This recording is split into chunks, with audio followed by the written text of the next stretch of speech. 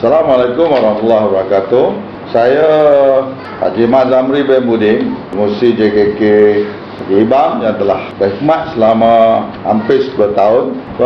Untuk makluman bahawa JKK merupakan jentera memainkan peranan yang berkesan membantu kerajaan dalam meningkatkan taraf kehidupan dan kesejahteraan hidup rakyat di kawasan luar bandar dalam bidang ekonomi dan sosial. Untuk makluman tuan-tuan sekalian, Bukit IBAM ini adalah satu penempatan yang cukup bersejarah dalam peringkat nasional dan peringkat antarabangsa.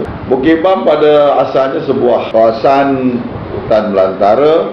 Pada awal tahun 50-an, apabila berjumpanya kawasan Pelombongan dan pihak kerajaan telah meluluskan pajakan Pelombongan yang dimohon oleh syarikat MCO, maka syarikat tersebut telah menubuhkan sebuah anak syarikat iaitu Rompeng Mining, dan pada tahun 1957 konsesi pajakan Pelombong telah diwakilkan sebagai kawasan Pelombongan. Pada awalnya IBAM ni belum ada nama, merujuk kepada peta Malaya tahun 1951 masih kosong, tetapi merujuk kepada seorang catatan pekerja Master G. Skalo sebagai pegawai Electrical Superintendent Syarikat Rompengko, bahawa pengertian IBAM itu diambil daripada ringkasan huruf dari tajuk buku yang dibaca oleh Master Fitbert,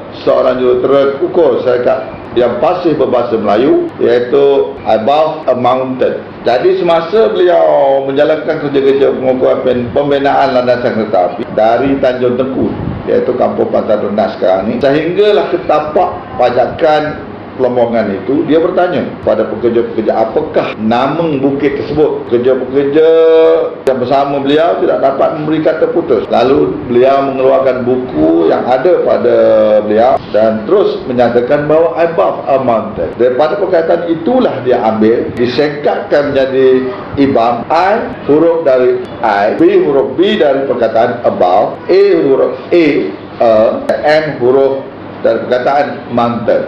Jadi IBAM. Dan ada juga pendapat mengatakan bahawa IBAM ini dirangkumkan daripada perkataan hasil bahan iron, bauxite, aluminium dan magnesium. I itu diambil pada iron, B itu diambil pada perkataan bauxite, dan A itu aluminium, dan M itu magnesium. Jadi tercatatlah IBAM. Maka pada tahun 1954 tercatatlah dalam peta kerajaan Melaya pada masa itu, selepas Perang Dunia Kedua, perkataan IBAM itu dijadikan satu penempatan atau kawasan pengeluaran hasil lombok, itu Bukit IBAM. Dikira pada Bukit IBAM di zaman Rompeng Mining ini adalah satu bandar di dalam kawasan pedalaman yang menerima pembangunan secara mendadak, yang mana pada ketika itu kawasan lain di peringkat kampung di daerah-daerah Rompeng masih belum ada api 24 jam. Tapi di IBAM ni sudah ada api, pembangunan jalan rayanya, dah ada perumahan, rumah rehat, dah ada masa itu, dan juga dah ada supermarket, iaitu dia panggil cash storage, dah ada di Bukit IBAM. Jadi masa itu masyarakat Bukit IBAM ni dah menerima pembangunan yang diberi ataupun pembangunan yang dibina oleh syarikat Pelombongan Rompeng Mining. Tapi sayangnya pada sepanjang IBAM itu di bawah Rompeng Mining, akhirnya pada 1970 pengisytiharan penutupan Pelombongan telah berlaku, di mana pihak kerajaan negeri telah membatal pajakan konsesi kawasan Pelombong pada syarikat tersebut.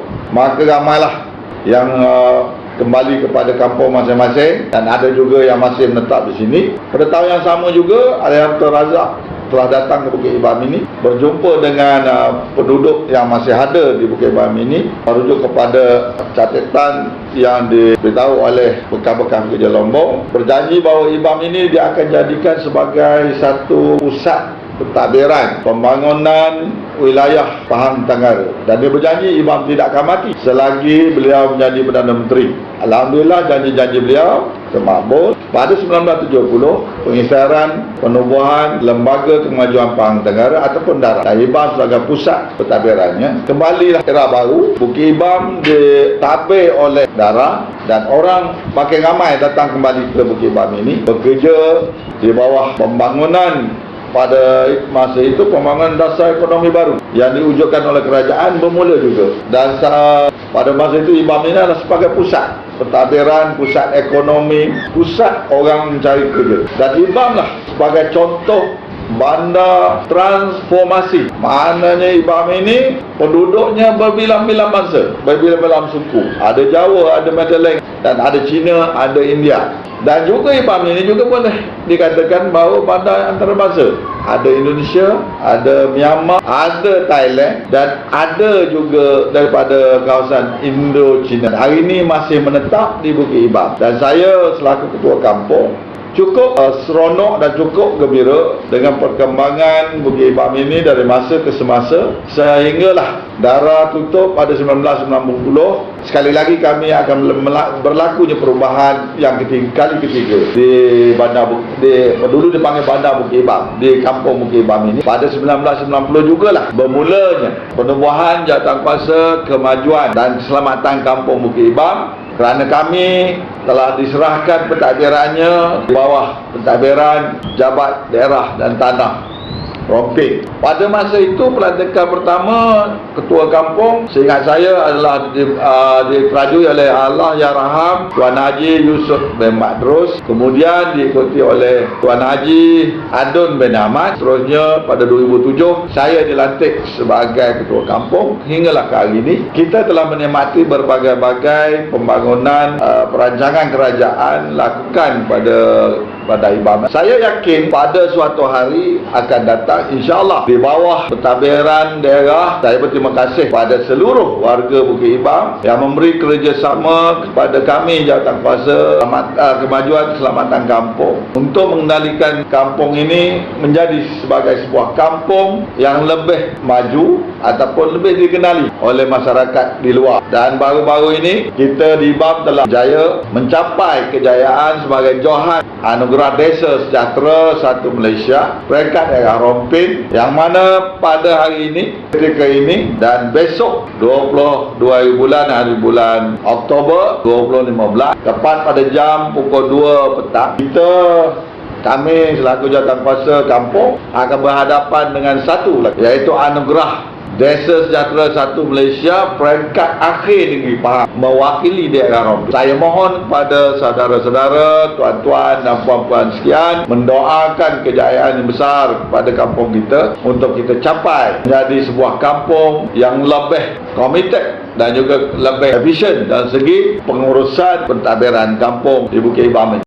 Saya yakin bahawa dengan sokongan kedua-dua wakil rakyat kita, iaitu Yang Berhormat Wan Kadri Dewan Mausim selaku Adun Bukit IBAM bersama Yang Berhormat Datuk Hassan bin Arifin, beliau berpengalaman daripada jawatan wakil rakyat DUN dulu sehingga hari ini. Dan saya yakin juga kedua-dua wakil rakyat ini akan memberi sokongan yang lebih baik dan sokongan yang padu untuk kita mencapai Bukit IBAM menjadi sebuah kampung bistari untuk berhadapan dengan pembangunan wawasan 2020. Saya juga yakin tuan-tuan selaku warga Bukit IBAM dapat memberi kerjasama yang baik bagi kita merealisasikan program ini sebagai satu permulaan kita menerobos ke kampung yang lebih maju. Dan juga saya yakin kepada generasi-generasi akan datang, mereka akan dapat meneruskan agenda pembangunan ekonomi dan sosial kampung Bukit IBAM ini lebih baik. Untuk akhir katanya, saya berterima kasih kepada kepimpinan peringkat daerah dan kepimpinan peringkat bahagian Rompin, khususnya Yang Berhormat Ahli Parlimen Datuk Hassan dan Ahli Dewan Undangan Datuk Wan Kadri yang sentiasa memberi kerjasama dan memberi sokongan pada kami untuk merealisasikan pentadbiran JKK Bukit IBAM ini bertepatan dengan cogan kata kita, bertepatan dengan moto kita, memenuhi kehendak rakyat. Oleh itu, Assalamualaikum warahmatullahi wabarakatuh.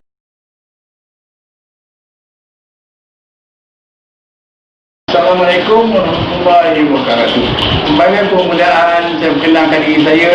Nama sebenar saya Abdul Kadir Yang Mahmud. Jadi kebanyakan penduduk IBAM ni kenal saya sebagai Padut. Saya mula-mula jelas jelajah di Bukit Imam ni pada tahun 1961. Sebelum tu saya bekerja dengan toko survey. Jadi mana saya dah merata pergi. Boleh katakan dalam Semenanjung ni daripada Johor sampai ke Perlis, Kelantan, Terengganu hinggalah ke Pahang.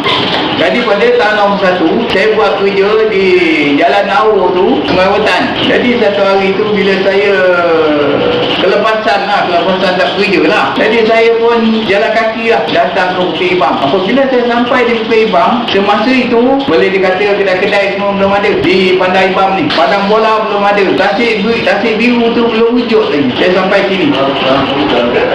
Jadi apabila saya sampai sini, saya pun heran di mana kedai, di mana apa semua kan. Jadi saya pun dapati kedai-kedai semua masa tu di dekat dengan Brigade lama. Kedai-kedai dan masa itu hospital pun ada dan balai polis pun ada.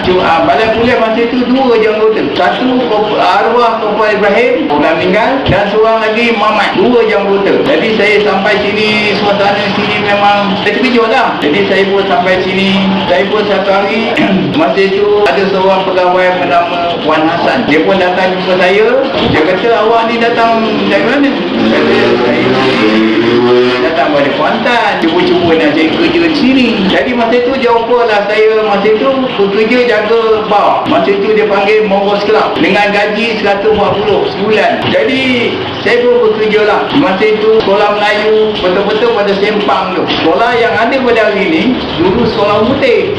Dia anak-anak orang semua dia sekolah putih lah. Dia pergi sekolah putih. Anak-anak Melayu ni sekolah lah. Masa tu hanya Cikgu Hamzah, Cikgu Mat, Cikgu Badu yang saya ingat lah. Jadi saya nak cerita lah sikit pandangan saya masa zaman saya tahun 60-an dan pada zaman hari ni. Boleh dikatakan adalah perbezaan. Hari ni pembangunan saya tengok dah banyak lah. Masjidnya macam lah yang ada lah. Jadi perbezaannya ada jauh lah sikit bedanya. Masa dulu, ini saya cerita lah. Masa dulu di Bukit Ibam ni, awak nak tengok kereta ataupun motor, masa tu cuma basikal 2 biji je.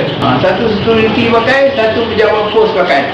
Bila malam, dua-dua security pakai. Jadi hari ni pandangan saya tengok dengan keretanya berkala-kalanya lah. Budak-budak pun sekarang dah sekolah dengan bangunan tinggi, kemajuan tu dah ada lah. Itu memang lah, memang company lah tanggung semua. Dan hospital dengan kliniknya, dengan apa semua dah ada. Ada yang dah kerja doktor, yang ada dah kerja engineer.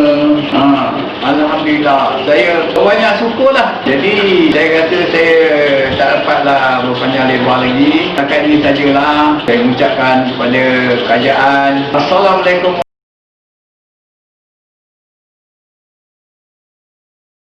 Bukit Ibam dikenali umum sejak tahun 60-an apabila sebuah syarikat pelombongan Rompin Berhad melakukan aktiviti lombong biji besi di tempat ini.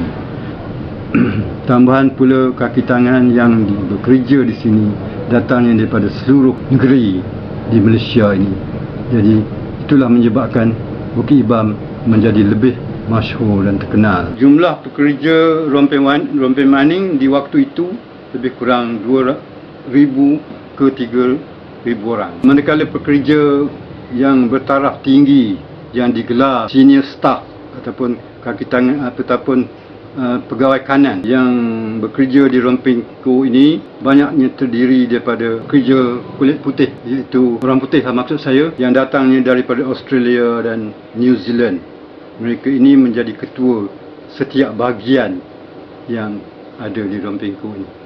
Maksud saya, kalau bahagian account diketuai oleh accountant, kalau electrical diketuai oleh electrical engineer, kalau sekiranya bahagian mechanical diketuai oleh mechanical engineer. Dan ada juga sedikit-sedikit pegawai kanan ini diambil dari Malaysia sendiri. Pekerja syarikat lombong mining ini amat menitik beratkan kebajikan pekerja-pekerja. Maksud saya, mereka mengadakan rumah kediaman pekerja, perkakas-perkakas rumah seperti meja, kerusi dan perkakas-perkakas yang dimaksudkan termasuklah tilam, bantal dan lain-lain. Juga termasuk alat memasak dan dibekalkan 1 tin sebulan minyak tanah untuk memasak bagi satu keluarga. Selain daripada itu, mereka menyediakan tempat-tempat permainan kanak-kanak, tempat-tempat rekreasi, padang bola, court badminton dan lain-lain lagi. Tetapi yang istimewa bagi saya, padang bola yang mempunyai cahaya api yang boleh bermain di waktu malam. Saya rasa Bukit Ibam adalah yang pertama sekali di dalam negeri Pahang mempunyai padang bola yang boleh bermain di bawah cahaya api. Pemain ini menjalankan aktiviti melombong selama 7 tahun. Dia menjalankan kerja-kerja ini 3 shift bagi satu hari. Kalau sekiranya Rompi Maning melakukan kerja 1 shift sehari, usia Rompi Maning mungkin lebih panjang, mungkin dalam 21 tahun lamanya. Tapi sekarang mereka menjalankan 3 shift, menyebabkan biji-biji ini bertambah kurang setiap hari. Oleh sebab kehabisan biji yang bermutu tinggi, masyarakat ini mula mengurangkan pekerjanya dengan cara berperingkat-peringkat ataupun beransur-ansur. Ini berlaku dalam tahun 1969. Dalam tahun 1970, syarikat ini ditutup sepenuhnya.